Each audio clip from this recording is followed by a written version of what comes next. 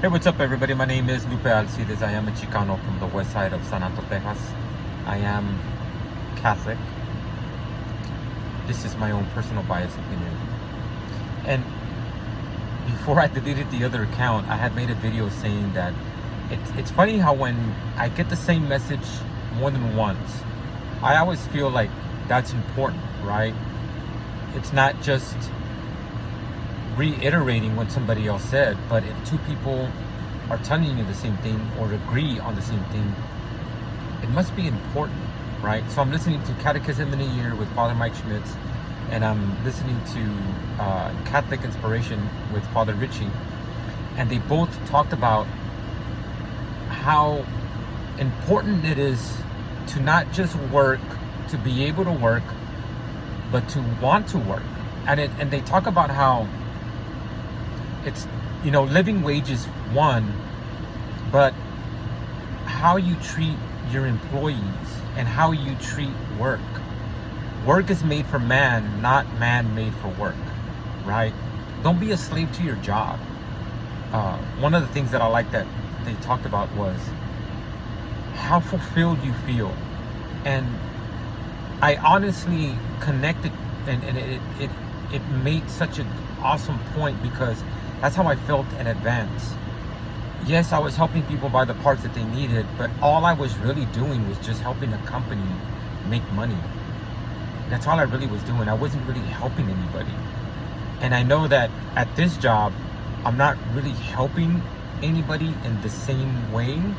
I'm helping feed people, because it'll be in the food industry, LOL.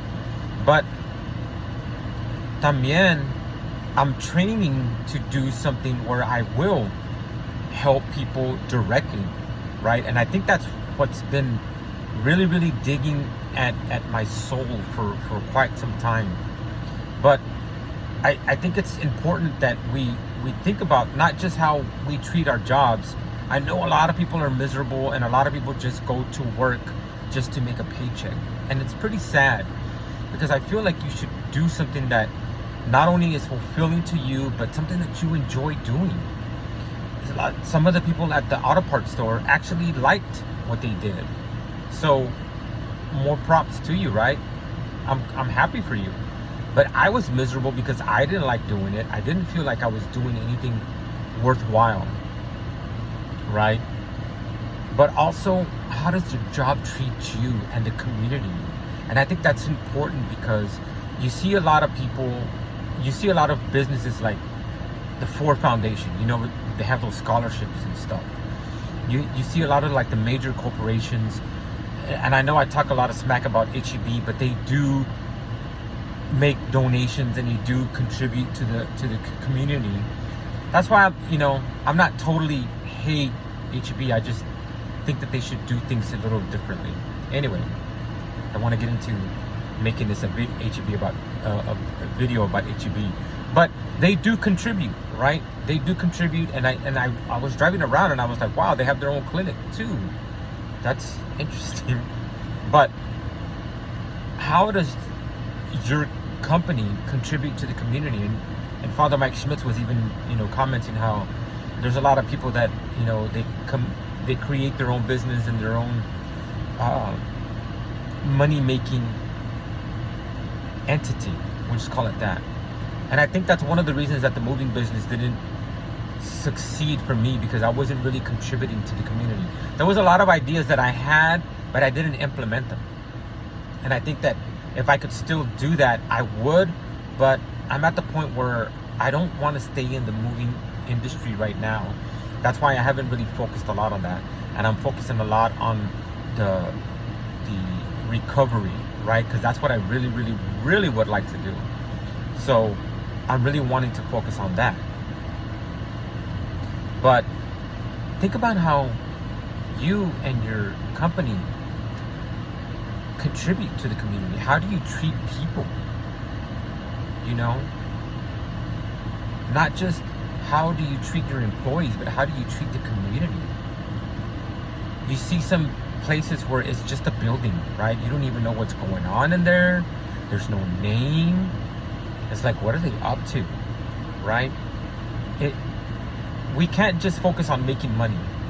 Because even both fathers talked about how it's not how we treat the money we make, right? There's a lot of, and I think this is really, really interesting, because a few weeks ago at Mass, the father said,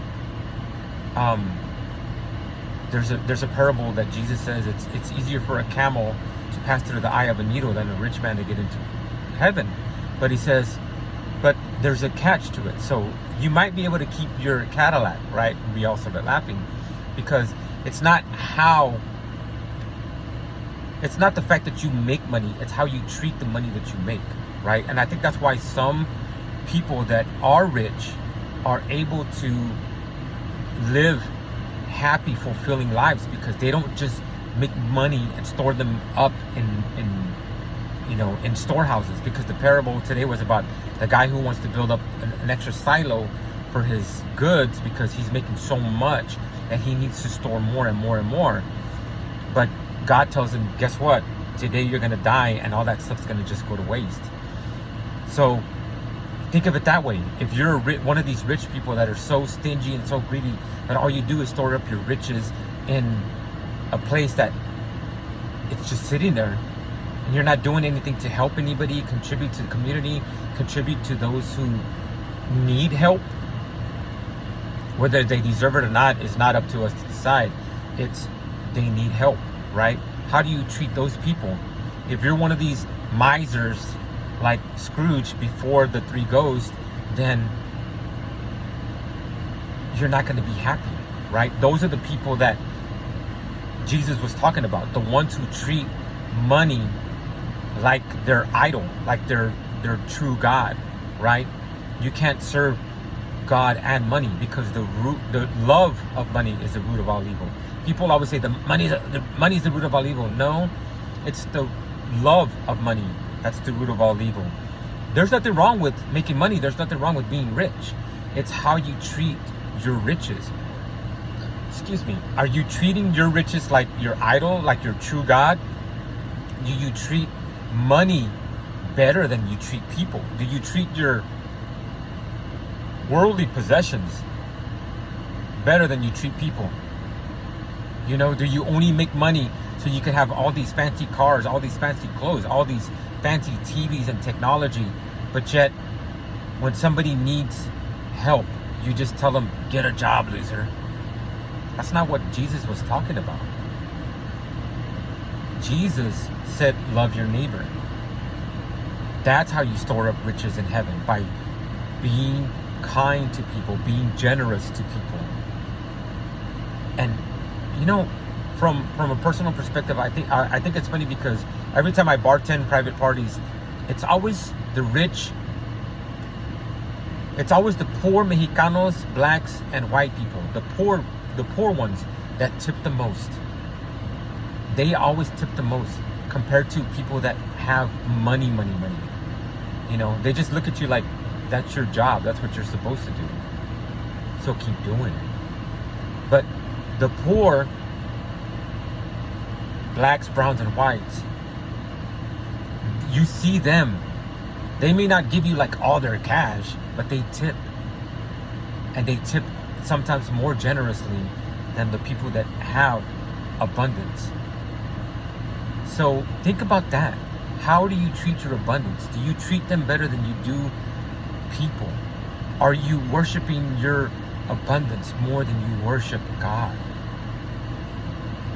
Because our goal should be getting to heaven.